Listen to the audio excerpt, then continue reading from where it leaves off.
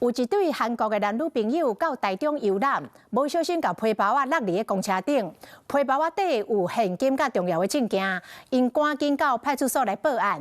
警察真紧就帮因把皮包找回来。因真感恩回国了后，写批来台湾，感谢台湾警察的热心甲超悬的效率。这对韩国的男女朋友向香港港来到派出所，因用勇气请值班的员警斗3工。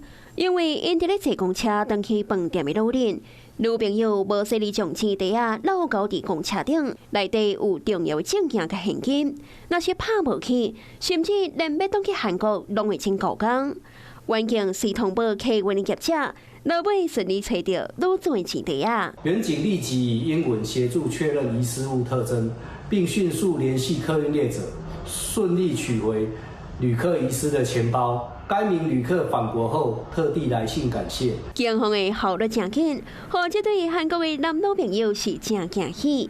钱袋若无红扣去，可以当随找回来，物件也拢完在。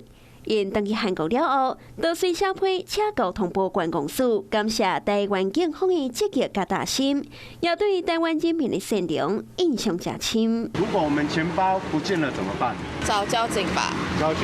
对。在国外上。应该拿不回来，因为在国外人生地不熟。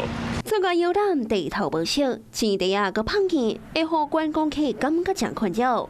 也毋过这段意外有惊无险，完完解决，也加做上好的国民外交。